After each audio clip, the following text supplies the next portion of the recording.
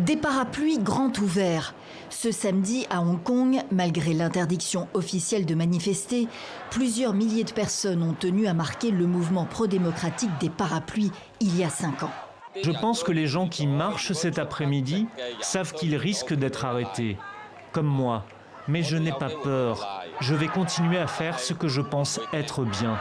En 2014, des dizaines de milliers de Hongkongais s'étaient mobilisés en faveur d'un vote direct au suffrage universel de leurs représentants. Pékin s'y était refusé. Bras de fer. Les manifestants avaient occupé le cœur financier de Hong Kong pendant 79 jours. Des figures avaient émergé parmi les contestataires. 5 ans plus tard, la revendication d'une certaine indépendance par rapport à Pékin demeure. Le projet d'extradition vers la Chine, suspendu par les autorités, est toujours rejeté. Les manifestants demandent son abandon pur et simple, mais la contestation va plus loin. Une opposition sans chef, insistent Joshua Wong et Agnès Chow, toujours dans le viseur de Pékin. Arrêtés vendredi parmi d'autres activistes, ils ont été libérés sous caution quelques heures plus tard. Nous, le peuple de Hong Kong, nous n'abandonnerons pas. Nous ne serons pas effrayés par cette terreur blanche et cette injustice. La force de la jeunesse face à la puissance de la Chine. Pékin n'entend pas lâcher de l'Est sur l'ancienne colonie britannique revenue dans son giron en 1997, mais elle doit composer avec la circulation des images et sur fond de négociations commerciales avec les États-Unis. Trump, pour la première fois, lie les deux.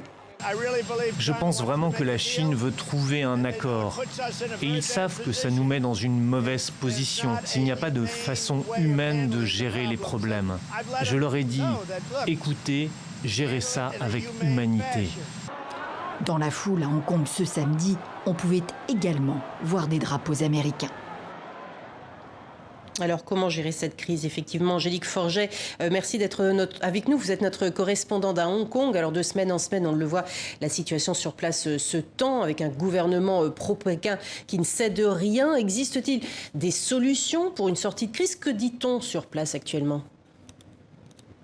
Oui, vous avez raison, le gouvernement hongkongais ne cède sur aucune revendication des manifestants. Alors d'après une information obtenue par nos confrères de Reuters, la chef de l'exécutif hongkongais, Carrie Lam, qui se montre inflexible depuis des semaines, aurait en fait proposé il y a quelques jours des scénarios de sortie de crise à Pékin en apportant des solutions politiques. Mais c'est le pouvoir central qui aurait refusé et exigé du gouvernement hongkongais qu'il ne lâche rien. Résultat, la situation est toujours aussi bloquée car les manifestants, eux aussi, sont déterminés. Cela fait presque 3 mois que le mouvement de contestation est né et il ne s'essouffle en rien. Alors pour tenter d'étouffer la révolte, Pékin semble avoir trouvé une nouvelle stratégie à arrêter en masse des manifestants pour semer la crainte parmi les contestataires. Depuis début juin, plus de 900 personnes ont été arrêtées. Et puis le pouvoir chinois continue de brandir la menace d'une intervention de l'armée chinoise. Cette semaine, la presse officielle a diffusé des images de la relève de la garnison de l'armée chinoise présente sur le territoire hongkongais de façon permanente. 7000 hommes